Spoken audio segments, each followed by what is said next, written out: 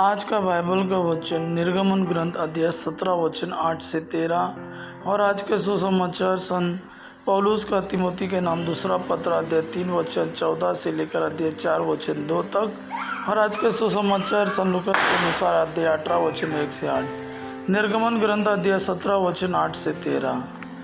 अमेलेकी लोगों ने आकर रेफिदीम में इजरायलियों पर आक्रमण किया।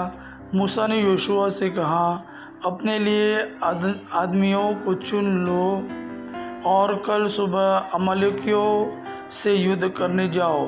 मैं हाथ में ईश्वर का डंडा लिए पहाड़ी की चोटी पर खड़ा रहूँगा।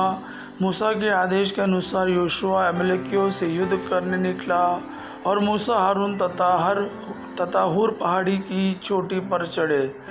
जब तक मूसा हाथ ऊपर उठाए रखता था तब तक इजरायली प्रबल बने रहते थे, और जब वह अपने हाथ गिरा देता था तो अमालेकी प्रबल हो जाते थे। जब मूसा के हाथ थकने लगे तो उन्होंने एक पत्थर लाकर भूमि पर रख दिया और मूसा उस पर बैठ गया। हारून और हूर उसके हाथ संभालते रहे, पहला इस ओर से और दूसरा उस ओर से। इस तरह मूसा ने सूर्यास्त तक अपने हाथ ऊपर उठाए रखा। योशुआ ने अमालेकियों और उनके सैनिकों को तलवार के घाट उतार दिया। आज का दूसरा वचन सन पौलुस का तिमोथी के नाम दूसरा पत्र अध्याय 3 वचन 14 से लेकर अध्याय 4 वचन 2। जो शिक्षा तुम्हें मिली है और जिसमें तुमने विश्वास किया है उस पर आचरण करते रहो। याद रखो कि किन लोगों से तुम्हें यह शिक्षा मिली थी और कि तुम बचपन से धर्मग्रंथ जानते हो। धर्मग्रंथ तुम्हें उस मुक्ति का ज्ञान दे सकता है जो यीशु मसीह में विश्वास करने से प्राप्त होती है। पूरा धर्मग्रंथ ईश्वर की प्रेरणा से लिखा गया है और वह शिक्षा देने के लिए, भ्रांत धारणा का खंडन करने के लिए, जीवन के सुधार के लिए और सदाचरण का प्रशिक्षण देने के लिए उपयोगी है। इस कारण ईश्वर भक्त धर्मग्रंथ द्वारा पूर्ण और हर प्रकार के सत्कार्य के लिए उपयुक्त हो जाता है।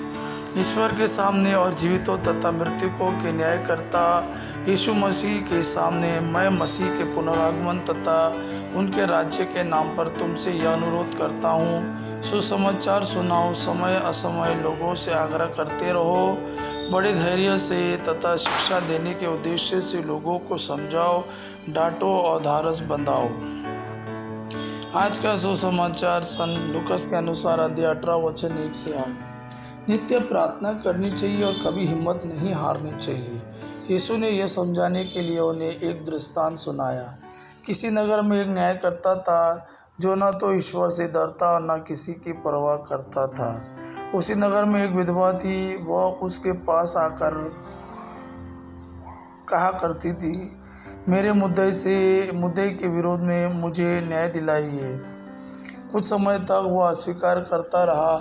बाद में उसने मन ही मन सोचा, मैं न तो ईश्वर से डरता न किसी की परवाह करता हूँ, किंतु वह विधवा मुझे तंग करती है, इसलिए मैं उसके लिए न्याय की व्यवस्था करूँगा जिससे वह बार बार आकर मेरी नाक में दम ना करती रहे।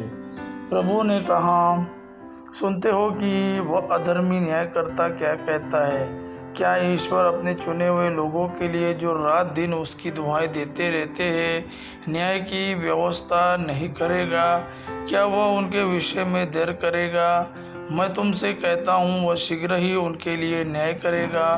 परंतु जब मानव पुत्र आएगा तो क्या वह पृथ्वी पर विश्वास बचा हुआ पाएगा? यह प्रभु का वाणी है। प्रभु को धन्यवाद। अब्बा पिता की महिमा और पुत्र यीशु का प्रेम आप पर सदा सर्वदा बना रहे। आमीन।